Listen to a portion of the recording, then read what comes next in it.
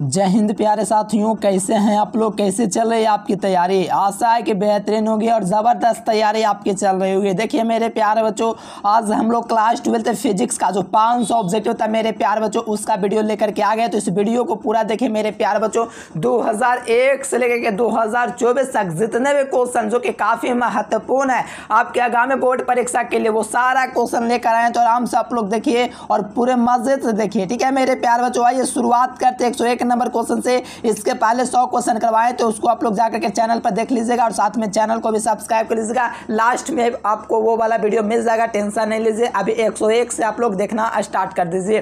तो चलिए प्यारे बच्चों, पहला नंबर यानी कि 101 नंबर क्वेश्चन है कि प्रतिरोधकता का मात्रक क्या होता है। तो प्रतिरोधकता जो होता है मेरे प्यारे बच्चों, इसका जो मात्रक होता है ओम मीटर होता है। आर/एल से आप लोग सूत्र को निकाल सकते हो। प्रतिरोध का ओम हो जाएगा, एरिया का मीटर स्क्वायर, लंबाई का मीटर, तो यहाँ से ओम मीटर मात्रक निकल जाएगा। ठीक है, राइट आंसर बी नंबर होगा। याद कर लीजिए प्रतिरोधकता का, काफी ज्यादा इंपॉर्टेंट क्वेश्चन है, याद कर लेंगे। ठीक है, चलो आ जाओ अगला क्वेश्चन मेरे प्यारे बच्चों। पानी का पारा वैद्युत स्थिरांक कितना होता है? देखिए जो पानी होता है, पानी का जो पारा वैद्युत स्थिरांक होता है वो कितना होता है? तो पानी का पारा वैद्युत स्थिरांक जो होता है वो 80 होता है। ठीक है, और निर्वात का वन होता है एगेलसिरॉन जो होता है ना, उसका 42.5 होता है। यहाँ पर पानी का पारा वैद्युत स्थिरांक पूछा जा रहा है, इसीलिए 80 जो हो जाएगा, राइट आंसर होगा ए नंबर। ठीक है, चलो आ जाओ अगला क्वेश्चन मेरे प्यारे बच्चों। प्रतिबाधा का मात्रक क्या होता है? देखो आपको तो पता है कि आपका प्रतिबाधा जो होता है प्रतिरोधे के बराबर होता है, यानी कि प्रतिबाधा प्रतिरोधे के तरह काम करता है। तो इसका मात्रक वे सेम होगा ओम। हाँ बिल्कुल, देखो धारतीय प्रतिघात, प्रेरक प्रतिघात, प्रतिबाधा, प्रतिरोध, ये सब का मात्रक जो होता है ओम होता है। हेनरी जो होता है प्रेरकत्व का होता है। टेस्ला चुंबकीय प्रेरण या चुंबकीय क्षेत्र का होता है। तो राइट आंसर की बात करेंगे तो बी नंबर इसका सही जवाब होगा। आ जाओ अगला क्वेश्चन मेरे प्यारे बच्चों। 104 नंबर क्वेश्चन का आंसर है कि वायुमंडल की अनुपस्थिति में पृथ्वी का 200 जो रंग होता है कैसा दिखाई देता है? तो वायुमंडल की अनुपस्थिति जब होती है तो पृथ्वी का रंग की बात करें प्यारे बच्चों तो ब्लैक सा दिखता है। कैसा दिखता है? वो ब्लैक दिखता है, ऐसा दिखता है, पूरा ब्लैक ब्लैक दिखता है मेरे प्यारे बच्चों। ठीक है, कहां से? जब वायुमंडल में दोस्तों जब आसमान का रंग क्या होता है, वायुमंडल की अनुपस्थिति होती है तो आसमान का रंग काला दिखाई देता है। देखो रेडबर्ग नियतांक का मात्रक क्या होता है? तो रेडबर्ग जो नियतांक होता है इसका मात्रक की बात करें तो वो होता है 1/मीटर, मतलब कि क्या मीटर इनवर्स में हम लोग बोल सकते हो, या तो 1/मीटर में बोलेंगे, कोई दिक्कत नहीं है। रेडबर्ग नियतांक जो होता है 1/मीटर इसका मात्रक होता है। इसको शॉर्ट फॉर्म में लिखने के लिए बिहार बोर्ड क्या करता है, एम इनवर्स भी कभी कभी दे देता है। तो आपको याद रखना रेडबर्ग जो नियतांक होगा इसका मात्रक जो होगा 1/मीटर, मतलब मीटर इनवर्स होगा। ठीक है, राइट आंसर बी नंबर होगा। आइए 106 नंबर क्वेश्चन का हाजिर है प्यार बच्चों कि निम्नलिखित में से किसका तरंग दैर्घ्य सबसे न्यूनतम होता है? देखिए ये बात आप लोग लिख लीजिए, सबसे जो कम तरंग दैर्घ्य होता है वो गामा रे का होता है। किसका होता है? गामा रे का होता है। और सबसे कम तरंग दैर्घ्य इसका होता है। सबसे अधिक जो होता है रेडियो तरंग का होता है। देखो सबसे कम तरंग दैर्घ्य की बात करें तो गामा किरणों का होता है, जिसका आवृत्ति सबसे अधिक होता है। देखो तरंग दैर्घ्य सबसे कम होता है क्योंकि इसका आवृत्ति सबसे अधिक होता है। इसी कारण से याद रखना तरंग दैर्घ्य कम होने का मतलब गामा किरण, और गामा किरण जो है मेरे प्यारे बच्चों इसका तरंग दैर्घ्य सबसे कम होता है। और बात करें मेरे प्यारे बच्चों आवृत्ति के, तो आवृत्ति जो होता है सबसे अधिक होता है। ठीक है मेरे प्यारे बच्चों, आवृत्ति सबसे अधिक किसका होता है? गामा का, और सबसे कम तरंग दैर्घ्य होता है गामा का होता है। तो राइट आंसर डी नंबर। आज जो मेरे प्यारे बच्चों नेक्स्ट क्वेश्चन यहाँ पर 107 नंबर क्वेश्चन का आंसर है, सबसे अधिक आवृत्ति किसकी होती है? देखो मेरे प्यारे बच्चों सबसे ज्यादा जो आवृत्ति होती है वो किसकी होती है? देखो सबसे कम जो आवृत्ति होता है मेरे प्यार बच्चों रेडियो तरंग का होता है। ठीक है, और सबसे ज्यादा आवृत्ति जो होता है गामा किरण का होता है। इसका तरंग दैर्घ्य जो होता है सबसे कम होता है। अभी हम आपको बताएं, इसका तरंग दैर्घ्य सबसे कम होता है, उसी का आवृत्ति सबसे अधिक होता है।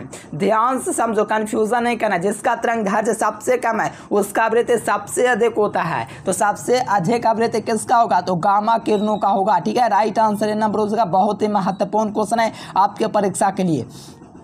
देखो सबसे अधिक तरंग दैर्घ्य किसका होता है? देखो आपको पता चला कि सबसे कम तरंग दैर्घ्य होता है वो किसका होता है? गामा का होता है। और सबसे ज्यादा आवृत्ति जो होता है गामा का होता है। यानी आपसे पूछा गया सबसे ज्यादा तरंग दैर्घ्य किसका होता है? तो सबसे ज्यादा जो तरंग दैर्घ्य होता है रेडियो का होता है। ठीक है, रेडियो का सबसे ज्यादा तरंग दैर्घ्य जो होता है और आवृत्ति जो होता है सबसे कम होता है। यानी आप लोग यहाँ से एक बात लिख दो, गामा के बाद जब भी आएगा तो तरंग दैर्घ्य सबसे क्या होगा, कम होगा, लेकिन आवृत्ति सबसे ज़्यादा होगा।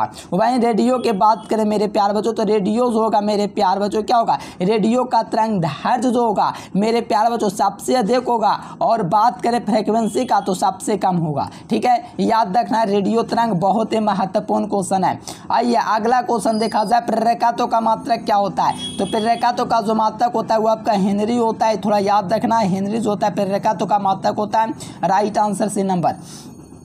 आज अगला क्वेश्चन का आंसर है 111 नंबर के ताप तार ए मीटर मापता है प्रतिवर्ती धारा का। देखिए ताप तार ए मीटर मापता है प्रतिवर्ती धारा का कौन सा मान, तो मूल्य औसत वर्गमान मापता है। क्या मापता है, प्रतिवर्ती धारा जो होता है मेरे प्यारे बच्चों, ताप तार ए मीटर का क्या मापता है, तो मूल्य औसत वर्गमान मापता है। तो सही जवाब बी नंबर होंगे। आज जो अगला क्वेश्चन 112 नंबर क्वेश्चन का आंसर है कि एक पूरे चक्र के लिए प्रतिवर्ती धारा का जो माध्यमान होता है, एक पूरा जो चक्र होता है, जैसे कि एक पूरा चक्र क्या होता है, जैसे यहाँ से स्टार्ट होता है पूरा चक्र जो होता है इस प्रकार से यहाँ आपका कंप्लीट होता है, तो इसका जो माध्यमान होता है पूरे चक्र के लिए वो 0 होता है। क्यों 0 होता है, मान लो यहाँ पर आपका +8 है, ठीक है, तो +8 ऊपर गया है तो -8 नीचे भी गया है, क्योंकि नीचे वाला आपका नेगेटिव होता है, ऊपर वाला पॉजिटिव होता है। तो यहाँ पर आप लोग टोटल अगर माध्यमान निकालेगा तो इसका 0 निकालता है, 0, ठीक है। और आधा मान पूछेगा तो 2i0 बटा में पाई आपको याद रखना है। और जो विद्यार्थी नोट्स ऑल सब्जेक्ट का लेना चाहते हैं मेरे प्यार बच्चों, इस नंबर पर कॉन्टेक्ट करके ऑल सब्जेक्ट का जरूर से ले लीजिए। मात्र 399 आपको पेमेंट लगेगा मेरे प्यारे बच्चों, पूरा सब्जेक्ट का आपको नोट्स मिल जाएगा, पूरा एग्जाम तक हेल्प भी किया जाएगा। आज अगला क्वेश्चन कहा जा रहा है कि एक गतिमान आवेश उत्पन्न करता है। देखिए गतिमान जो स्वतंत्र आवेश होता है ये विद्युतीय और चुंबकीय क्षेत्र दोनों को उत्पन्न करता है। ठीक है, ये जो होता है गतिमान आवेश विद्युतीय और चुंबकीय क्षेत्र दोनों को उत्पन्न करता है। तो राइट आंसर सी नंबर। देखो कार्बन प्रतिरोध में पीले रंग के लिए मान पूछा जा रहा है, तो बीबी रॉय जी का ट्रिक याद कीजिए, बीबी रॉय जी, ठीक है, यहाँ पर आप लोग याद कीजिए बे रॉय जी, ठीक है। इसके लिए आपका 0 होता है, इसके लिए 1 होता है, इसके लिए 2 होता है, इसके लिए 3 होता है, येलो के लिए 4 होता है। तो 4 के लिए पूछा जा रहा है, येलो पीला के लिए, तो 4 हो जाएगा। Right answer D number. Lawrence बल की जो दिशा होती है किससे ज्ञात की जाती है, तो फ्लेमिंग के बाएं हस्त के नियम से लॉरेंस बल की दिशा ज्ञात की जाती है। लॉरेंस बल क्या होता है, जब कोई गतिमान आवेश समरूप चुंबकीय क्षेत्र में गति करता है तो उस स्थान पर एक प्रकार का चुंबकीय बल कार्य करता है, जिसे हम लोग लॉरेंस बल कहते हैं, और इसकी दिशा फ्लेमिंग के बाएं हस्त के नियम से दिया जाता है। देखो यहाँ पर 116 नंबर का आंसर है कि एक स्वस्थ मनुष्य के शरीर का विद्युत प्रतिरोध क्या होता है। देखो कोई भी स्वास्थ्य मेरे प्यारे बच्चों, जब भी स्वास्थ्य शरीर अगर होगा ना तो उसका स्वास्थ्य शरीर का जो विद्युत प्रतिरोध होगा वो कितना हज़ार ओम होगा, तो 50,000 ओम होगा। राइट आंसर क्या होगा, ए नंबर होगा। 50,000 ओम होता है स्वस्थ व्यक्ति के मनुष्य के शरीर का विद्युत प्रतिरोध। अगर ऐसा सोच रहे तो आपकी ये गलती है, ठीक है। 50,000 ओम आप लोगों ने पढ़ा है, क्वेश्चन बैंक में पढ़ा है, आपको हर जगह मिलेगा, लेकिन इसकी राइट आंसर की बात करें तो 1,000 ओम होता है, ठीक है। सॉरी 10,000, मैंने 1,000 ओम बोल दिया, 10,000 ओम होता है। क्वेश्चन बैंक में भी गलत दिया हुआ 50,000 ओम, आप लोगों ने एकदम कंफर्म कर लिया कि 50,000 ओम होता है, लेकिन एक्चुअल बात करें मेरे प्यारे बच्चों तो 10,000 ओम होता है। ये आप लोग लिख लीजिए, ठीक है। स्वस्थ मनुष्य के शरीर का विद्युत प्रतिरोध 10,000 ओम होता है, ठीक है। अगर आपको क्या बताएं प्यारे बच्चों, किसी का गलत लगता है तो कमेंट करता है कि आपको नहीं आता है, क्यों बता रहे हो, लेकिन मैं आपको सही बता रहा हूँ। 50,000 ओम नहीं होता है, 10,000 ओम होता है, आज से याद रख लीजिए, ठीक है। अगला क्वेश्चन 117 नंबर क्वेश्चन आता है कि धातु का पैरावैद्युतांक कितना होता है। तो धातु जो होता है इसका पैरावैद्युतांक अनंत होता है और निर्वात का 1 होता है, ठीक है। यहाँ पर आपको एकदम बेहतरीन तरीका से याद रखना है कि धातु का पैरावैद्युतांक अनंत होता है और पानी का कितना होता है, 80 होता है। ये सब थोड़ा याद रखना। और जो अगला क्वेश्चन की विद्युतशीलता का मात्रक क्या होता है, तो यहाँ से हम लोग ये सूत्र से हम लोग निकाल सकते हैं 1/4 पाई एप्सिलॉन नॉट, यहाँ से Q1 Q2 बटा R स्क्वायर। यहाँ से आवेश का मात्रक निकालेगा तो आपको पता है कि 2 आवेश का मात्रक कूलम होता है, तो 2 आवेश है तो कूलम स्क्वायर तो हो जाएगा मेरे प्यार बच्चों, ठीक है। तो यहाँ से आप लोग मिलाइए कौन सा ऑप्शन दिया, कूलम स्क्वायर मिल रहा है, और यहाँ पर जो मात्रक हो जाएगा प्यार बच्चों एप्सिलॉन नॉट, ठीक है। ये तो कांस्टेंट होता है तो इसका तो कोई मात्रक होगा नहीं, ठीक है। ये वाला क्या कीजिएगा, इधर लाएगा और फोर्स यहाँ रखेगा तो इसका मात्रक एक बल निकलेगा, और त्रिज्या का मात्रक मीटर स्क्वायर होता है, तो यहाँ से आपका निकल जाएगा न्यूटन इनवर्स मीटर की पावर -2 और कूलम स्क्वायर, ठीक है। धारा घनत्व के लिए मात्रक पूछा जा रहा है, तो यहाँ पर धारा घनत्व क्या होता है, J बराबर I/A होता है। प्रत्येक इकाई क्षेत्रफल से प्रवाहित होने वाली धारा को धारा घनत्व कहते हैं। तो यहाँ पर आपका क्या है, धारा है, तो धारा का मात्रक एम्पियर और एरिया का मात्रक मीटर स्क्वायर, तो एम्पियर बटे मीटर स्क्वायर। देखिए राइट आंसर आपका डी नंबर हो जाएगा। बहुत ही अच्छा क्वेश्चन है, याद कर लेंगे। देखो ए नंबर जो होता है ध्रुव प्रबल का होता है और बी नंबर चुंबकीय तीव्रता का होता है। और ये जो एम्पियर मीटर स्क्वायर दिया गया है, एम्पियर मीटर स्क्वायर जो होता है ये मेरे प्यार बच्चों किसका होता है, ये भूल रहे हैं, क्या बोलते हैं मेरे प्यार लाल, द्विध्रुवागुण नहीं होता है, उसका मात्रक होता है चुंबकीय द्विध्रुवागुण। ठीक है, चलो आ जाओ। अब चाहे ट्रांसफर में कौन सी राशि आपका दोस्तों घटती है। देखो घटती है तो वोल्टेज, बढ़ती है तो धारा। घटती है वोल्टेज लेकिन बढ़ती है, देखो अलग अलग होता है, ऊंचाई में अलग हो जाता है। तो ट्रांसफार्मर दो प्रकार का होता है, ऊंचाई में अलग होता है मेरे प्यारे, ध्यान दीजिए। ऊंचाई नहीं पूछा जा रहा है हमसे, आप चाहे पूछा राशि घटती है तो वोल्टेज, और इसमें जो बढ़ने वाला होती है वो धारा होती है। बात करें राइट आंसर की तो बे नंबर होगा। कन्फ्यूज करके कमेंट मत कर देना कि 120 का गलत है। ठीक है, पहले सोच समझ लो। अब चाहे ट्रांसफार्मर में घटने वाली राशि वोल्टेज होती है, बढ़ने वाला धारा होता है। ठीक है, ध्यान रखना। आज जो अगला क्वेश्चन, विद्युत चुंबकीय तरंगों एवं देखो विद्युत एवं चुंबकीय क्षेत्रों के बीच का जो कालांतर होता है मेरे प्यारे बच्चों, यहाँ पर आपका जीरो हो जाता है। ठीक है, इसको याद रखना, काफ़ी ज़्यादा परीक्षा में आया है। विद्युत हीटर में जिस तत्व का व्यवहार किया जाता है वो कौन है। तो विद्युत हीटर में जिस तत्व का व्यवहार किया जाता है वो आपका नाइक्रोम होता है। जो विद्युत तत्व का यूज़ किया जाता है किसमें, तो विद्युत हीटर में नाइक्रोम तत्व का यूज़ किया जाता है। तो राइट आंसर डी नंबर होंगे। आइए अगला क्वेश्चन देखा जाए। आदर्श वोल्ट मीटर का जो प्रतिरोध होता है वो क्या होता है। तो आदर्श वोल्ट मीटर का जो प्रतिरोध होता है मेरे प्यारे बच्चों वो आपका अनंत होता है। और आदर्श ए मीटर का जो होता है मेरे प्यारे बच्चों वो आपका जीरो होता है। ठीक है, आदर्श ए मीटर का जो प्रतिरोध होता है क्या होता है, जीरो होता है। ठीक है, चलो बहुत बढ़िया। आदर्श वोल्ट मीटर का आदर्श वोल्ट मीटर का प्रतिरोध अनंत, आदर्श ए मीटर पूछेगा तब जीरो। ठीक है, थोड़ा कंफ्यूज नहीं करना है। आदर्श ए मीटर का जीरो, देखो ए मीटर जीरो हो जाता है, आदर्श वोल्ट मीटर अनंत हो जाता है। बस इतना सा फंडा है। Right answer C number. निकट दृष्टि दोष के निवारण के लिए हम लोग को पता है कि अवतल लेंस का यूज़ करते हैं। और दूर दृष्टि दोष के लिए क्या करते हैं, तो दूर दृष्टि दोष के लिए उत्तल लेंस यूज़ करते हैं। और जरा दृष्टि दोष के लिए बाइफोकल। देखो एल आर पे पद का शक्ति गुणांक क्या होता है। शक्ति गुणांक पहले आप लोग जानो, ये cos फाइव बराबर आर बटे जेड होता है। तो आर तो ऊपर रहेगा ही, और जेड का फार्मूला क्या होता है बताओ, R square plus omega square होता है, एल स्क्वायर होता है, और माइनस में ओमेगा सी भी होता है। लेकिन यहाँ पर आपका क्या संधारित्र नहीं है, तो संधारित्र जीरो मान लिया जाता है। इसलिए यहाँ पर आप लोग फार्मूला देखिएगा तो राइट आंसर सी नंबर निकलेगा, आर बटा R square plus omega square L square. ठीक है, तो राइट आंसर सी नंबर। देखो यहाँ पर कहा जा रहा है 126 नंबर के द्वितीयक तरंगिकाओं की अवधारणा किसने दिया। तो द्वितीयक तरंगिकाओं की जो अवधारणा दिए थे वो हाइगेंस नामक वैज्ञानिक ने दिए थे। ठीक है, सही जवाब सी नंबर। आइए प्रकाश कनिका सिद्धांत के प्रतिपादक कौन थे। तो प्रकाश के कनिका सिद्धांत के प्रतिपादक न्यूटन नामक वैज्ञानिक था। इसे थोड़ा ध्यान में रखिए, बहुत इंपॉर्टेंट क्वेश्चन है। किसी बिंदुवत स्रोत से परिमित दूरी पर जो तरंगाग्र होता है वो आपका गोलाकार तरंगाग्र होता है। किसी परिमित दूरी पर जो तरंगाग्र होता है मेरे प्यारे बच्चों, इसको हम लोग क्या कहते हैं, तो गोलाकार तरंगाग्र कहते हैं। देखो प्रकाश के अनुप्रस्थ तरंग की पुष्टि करता है, तो ये आपको ध्रुवन को पुष्टि करता है। ठीक है, ध्रुवन को पुष्टि करता है। तो सही जवाब की बात करें तो राइट आंसर सी नंबर हो जाएगा। ठीक है, चलो आज अगला क्वेश्चन कहा जा रहा है 130 नंबर कि जब प्रकाश की किरण ग्लास स्लैब में प्रवेश करती है तो इसका तरंग दैर्ध्य क्या होता है। देखो जब प्रकाश की किरण जब ग्लास स्लैब में प्रवेश करते है उसका तरंग दैर्ध्य घट जाता है। कोई भी ग्लास स्लैब में प्रवेश करेगा तो इसका तरंग दैर्ध्य घटेगा ही। ये भी काफ़ी ज़्यादा परीक्षा में आपका आया हुआ है। देखो बाटहीन धारा जो होता है उसके लिए शक्ति गुणांक जो होता है आर बटा जेड जो होता है उसका मान क्या होता है। देखो बाटहीन धारा में कोई धारा प्रवाहित होता ही नहीं है। ठीक है, तो इसका शक्ति गुणांक कह सकते हो जीरो ही होगा। ठीक है, राइट आंसर ए नंबर। आज अगला क्वेश्चन, औसत रंग क्या कहलाता है। तो औसत रंग जो है ये आपका पीला कहलाता है। ये 2021 में पूछा गया था और साथ में 2022 के सप्लीमेंट्री में भी आया हुआ क्वेश्चन है। ठीक है, याद रखना बी नंबर। आज अगला क्वेश्चन, विस्थापन धारा का मात्रक क्या होता है। तो विस्थापन जो मात्रा धारा होता है मेरे प्यारे बच्चों, इसका जो मात्रक होता है वो आपका एम्पियर होता है। क्या होता है, एम्पियर होता है। तो सही जवाब ए नंबर होगा, विस्थापन धारा का मात्रक एम्पियर। देखो संधारित्र का शक्ति गुणांक क्या होता है, तो जीरो होता है। तो राइट आंसर ए नंबर हो जाएगा, शक्ति गुणांक जीरो। बहुत हौला वाला क्वेश्चन है, सब थोड़ा अच्छी तरीके से आप लोग याद कर लेंगे। ठीक है, आज 135 नंबर क्वेश्चन के प्रतिवर्ती धारा निम्नलिखित में से कौन सा प्रभाव देती है। देखो प्रतिवर्ती धारा कौन सा प्रभाव प्रदर्शित करती है, तो ये जो होते हैं ना उष्मीय प्रभाव प्रभाव को प्रकट करती है। यानी प्रतिवर्ती धारा जो होता है ये आपका कौन सा प्रभाव देती है, तो उष्मीय प्रभाव देती है। तो सही जवाब यहाँ से बी नंबर होगा, उष्मीय प्रभाव। आइए 1 वोल्ट बराबर क्या होता है, तो 1 वोल्ट जो होता है 1 जूल प्रति 1 कूलाम होता है, क्योंकि कार्य क्या होता है सोचे V बराबर W/Q का होता है, तो इसका मात्रक जूल हो जाएगा और इसका मात्रक कूलाम हो जाएगा। तो जूल बटे कूलाम जो हो जाएगा, राइट आंसर बी नंबर हो जाएगा। बहुत ही अच्छा क्वेश्चन है, याद रखना है, ठीक है।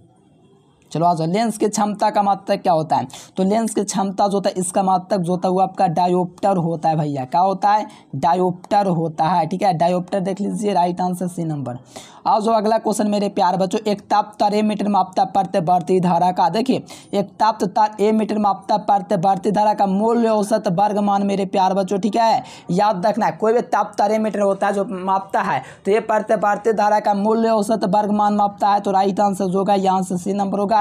बहुत ही महत्वपूर्ण क्वेश्चन है, ठीक है। चलो आ जाओ, उत्सर्जित फोटो इलेक्ट्रॉन की ऊर्जा निर्भर करती है, तो देखिए उत्सर्जित जो फोटो इलेक्ट्रॉन की ऊर्जा निर्भर करती है वो प्रकाश के तरंगदैर्घ्य पर निर्भर करती है।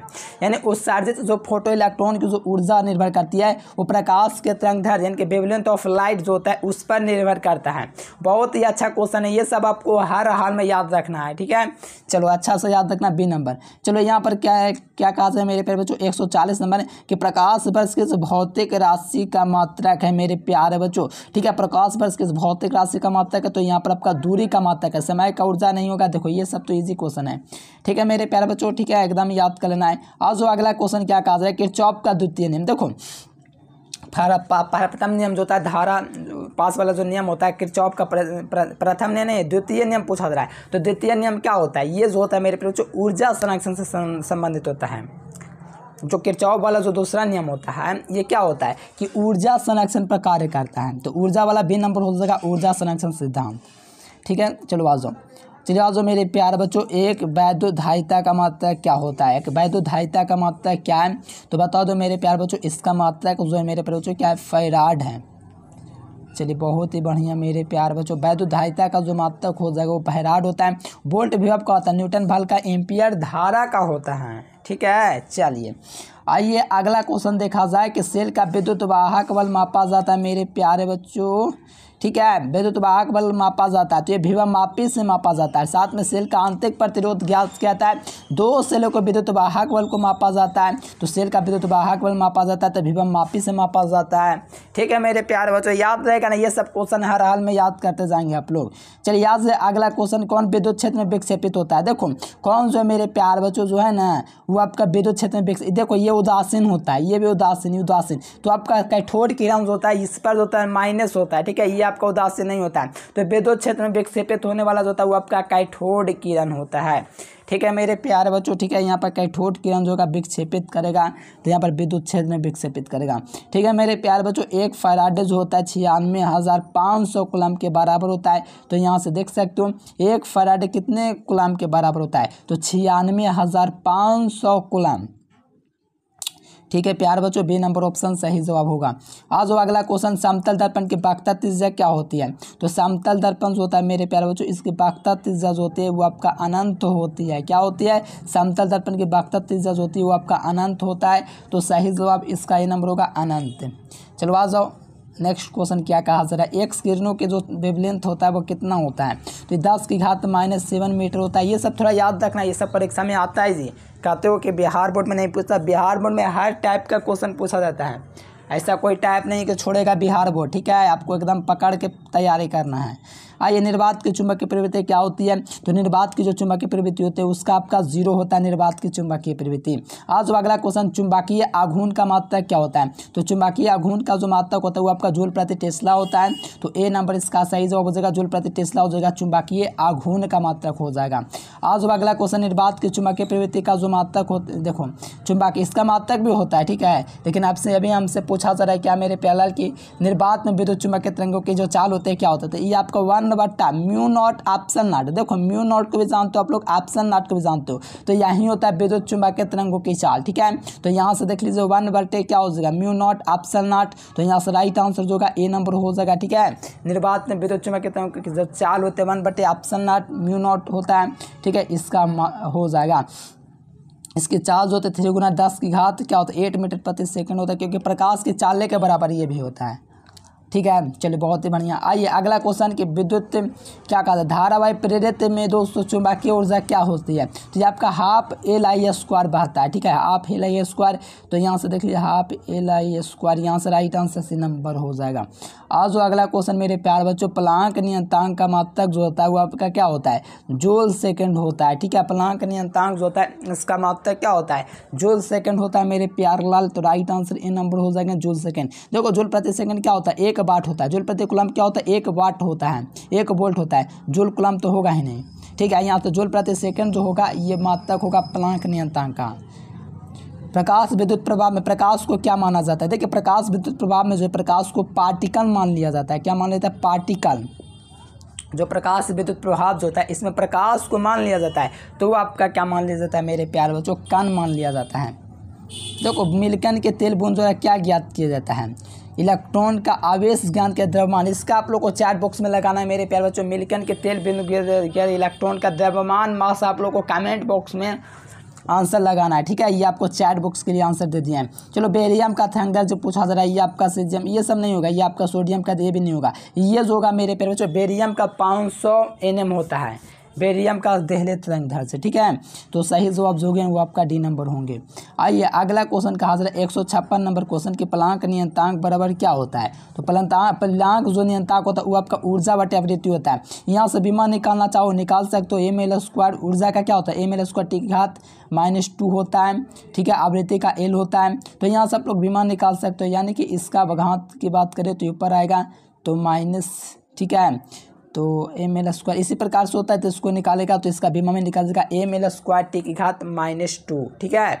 चलो आवृत्ति का होता है -L तो ऊपर आएगा तो हो जाएगा ml² टी इनवर्स टी की पावर -2। ये आप लोग को याद रखना, प्लांक नियतांक ऊर्जा बटे आवृत्ति होता है।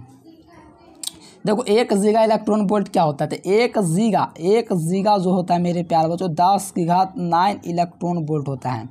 10 की घात देखो यहाँ पर ये नंबर मिल रहा है। आज जो अगला क्वेश्चन देखो प्लस में जीगा होता है, नैनो माइनस में होता है। जब प्रकाश स्रोत और पर्दे के बीच की दूरी बढ़ती है तो आप लोग को पता है मेरे प्यारे बच्चों क्या होता है, ये आप लोग छोड़ो, ये पहले आप लोग जो है जब प्रकाश स्रोत और पर्दे के बीच की दूरी बढ़ती है मेरे प्यारे बच्चों, क्या होता है जब प्रकाश स्रोत और पर्दे के बीच की दूरी बढ़ती है, ठीक है, तो क्या होता है, तो वो आपका बढ़ जाता है क्योंकि इसके समानुपाती होता है। पर्दे के बीच की दूरी जो बी होता है मेरे प्यारे, फ्रिंज की चौड़ाई जो होता है ये फ्रिंज की चौड़ाई के कैसा होता है, समानुपाती होता है मेरे प्यारे, इसीलिए आपका जो होता है ये आपका क्या होता है, बढ़ जाता है। तो यहाँ से ऑप्शन नंबर ये हो जाएगा, ठीक है। ऑप्टिक्स से स्टार्ट करेंगे उसको आराम से कर लीजिएगा। और ये क्वेश्चन आपके लिए रहा, ठीक है। एक वन प्रकाश स्रोत का एकदम आसान क्वेश्चन है, थोड़ा सा सोच के बताइए तो कौन सा हो जाएगा। एक वन प्रकाश स्रोत, एक वर्ण देने वाला प्रकाश स्रोत, एकदम होला क्वेश्चन नहीं होता तो मैं आपको बता दूंगा, फिर भी आपको जवाब देने का प्रयास करना है। बहुत इंपॉर्टेंट क्वेश्चन आपके परीक्षा में नहीं पूछा गया, एकदम जवाब आपको दे करके आना है चैट बॉक्स में, ठीक है। चलो लैम्डा के लिए पदांतर के लिए कलांतर होता है 2 पाई होता है, ये NCERT का बुक का है। चलिए इंद्रधनुष का निर्माण किसके कारण से होता है, तो आपको पता है कि इंद्रधनुष का निर्माण जो होता है वन विक्षेपण होता है, तभी इंद्रधनुष का निर्माण होता है। चलो आ जाओ अगला क्वेश्चन मेरे प्यारे बच्चों, ठीक है। चलो यहाँ पर आ जाओ, तरंगदैर्घ्य बढ़ने से अपवर्तनांक का मान जो होता है वो आपका घटेगा, कुशी के समीकरण से पता चलता है। कुशी के समीकरण से पता चलता है कि तरंगदैर्घ्य का मान बढ़ने से अपवर्तनांक का मान घट जाता है। और निकेल का जो कार्यफलन होता है कितना होता है, बताओ कितना होता है। निकेल का कार्यफलन पूछा जा रहा है मेरे प्यारे बच्चों, ठीक है।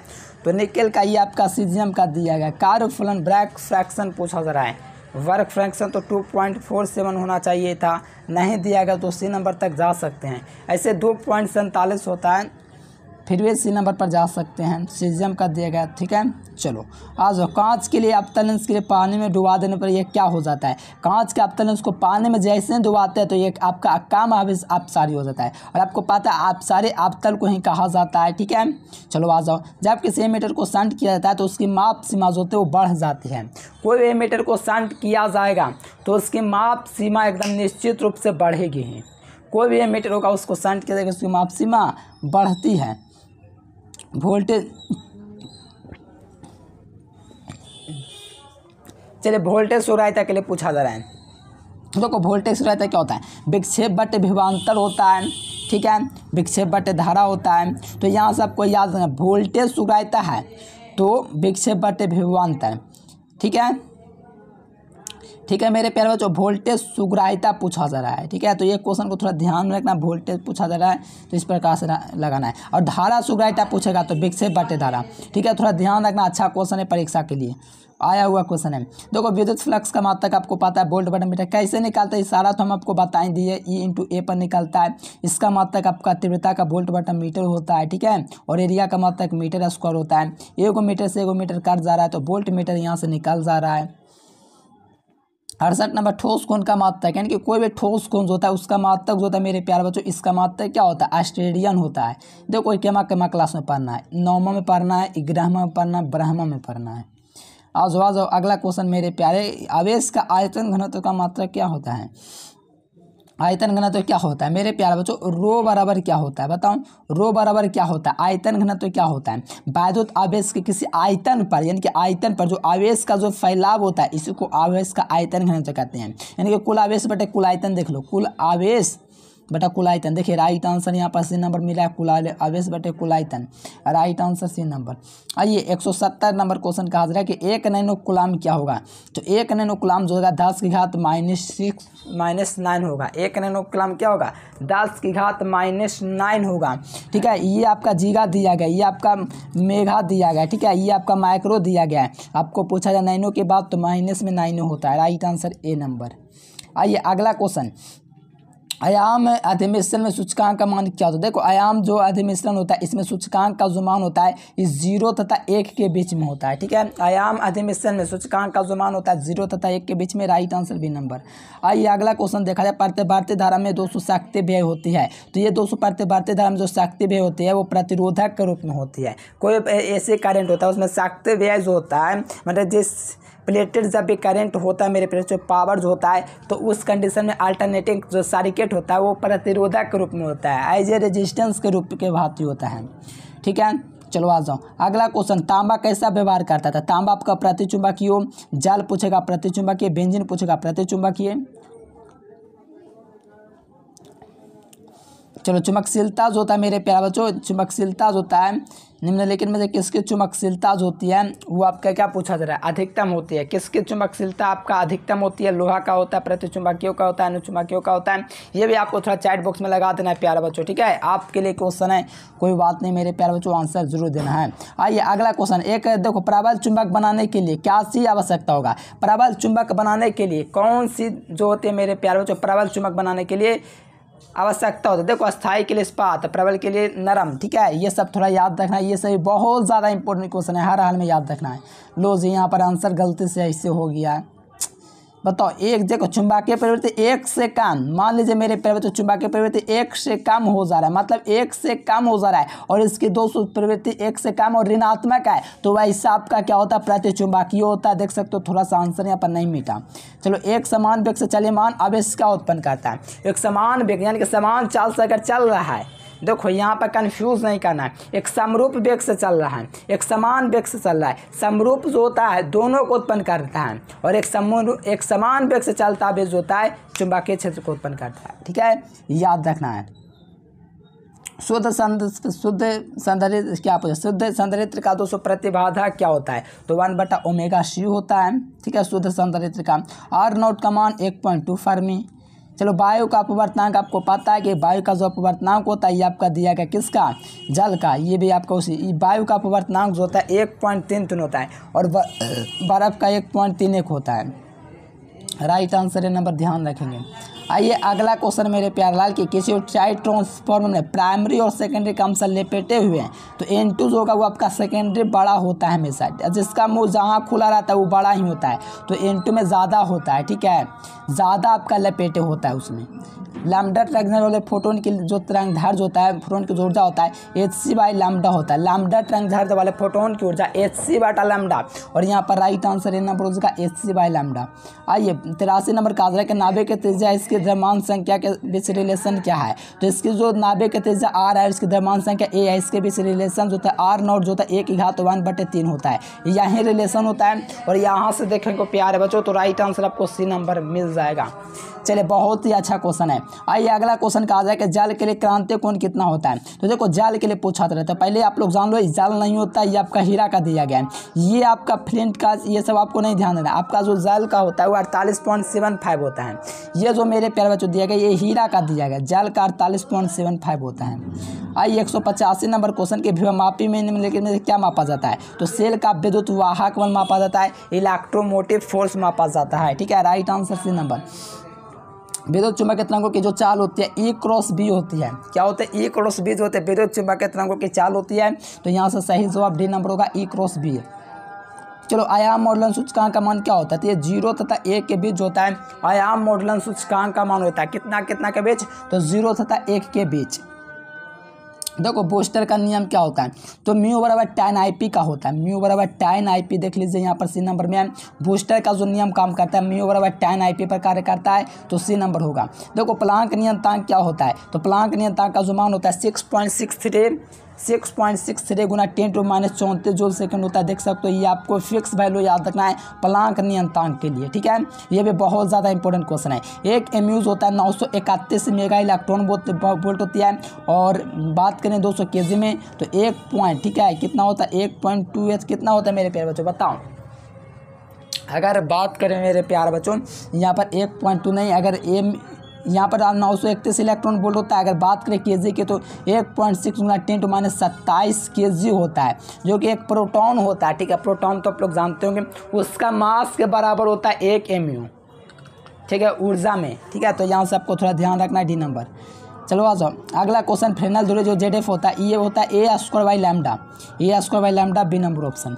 आइए अगला क्वेश्चन। चुंबकशीलता का मात्रक क्या होता है, हेनरी बटा मीटर। देखो बहुत सारा चुंबकशीलता का मात्रक निकाला है, मैंने 5 मात्रक निकाला है। देखो कैसे निकालना है इसे, V बटा S लिखना है। चुंबकीय क्षेत्र का मात्रक क्या होता है, टेस्ला होता है, न्यूटन बटा एम्पियर मीटर होता है, 1 वेबर पर मीटर स्क्वायर होता है, वो वहाँ से निकाल सकते हो। और चुंबकशीलता के लिए आप लोग एक ही मात्रक रख, यहाँ पर चुंबकीय तीव्रता इसके लिए एक ही मात्रक रखना, एम्पियर बटा मीटर। 4-5 मात्रक मिलेगा। ठीक है, अभी और 4 मात्रक निकलेगा, निकालना चाहते हो निकाल सकते हो। ठीक है, राइट आंसर सी नंबर।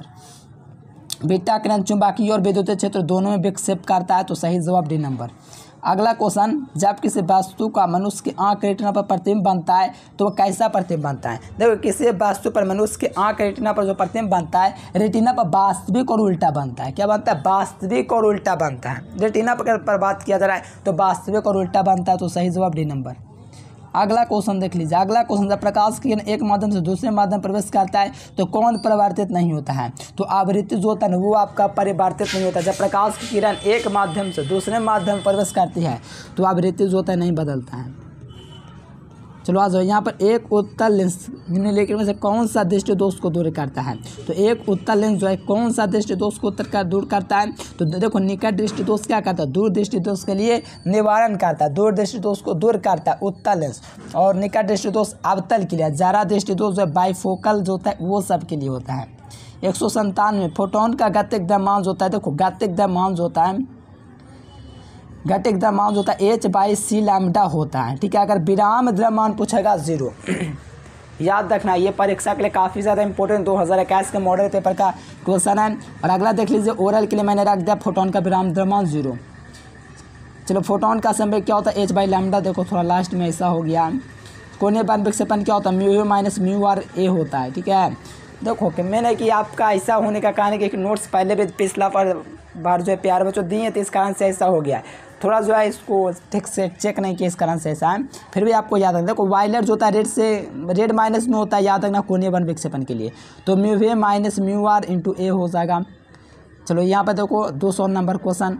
एक स्वस्थ मनुष्य के शरीर का जो फोकस दूरी होता है मेरे पैरों, तो कोई भी आंख होता है उसकी फोकस दूरी जो होता है 2 सेंटीमीटर होता है। कुछ विद्यार्थी हमारे कुछ महान स्टूडेंट्स होंगे जो कहेंगे कि 200 नंबर क्वेश्चन का सी नंबर होगा सर जी, आप कैसे पढ़ाते हैं, ऐसे बोलेंगे। लेकिन मैं उसको कैसे बताऊँ कि आँख का एक फोकस दूरी भी होता है जो कि 2 सेंटीमीटर होता है। हम इतने बेवकूफ़ नहीं है कि 25 सेंटीमीटर आंसर होगा तो हम 2 सेंटीमीटर बता देंगे। लेकिन यहाँ पर फोकस दूरी लेंस आँख का पूछा जा रहा है तो 2 सेंटीमीटर होगा। अगर निकट दृष्टि दोष अगर आँख का पूछता तो 25 सेंटीमीटर लगा देते, ये हम भी जानते हैं।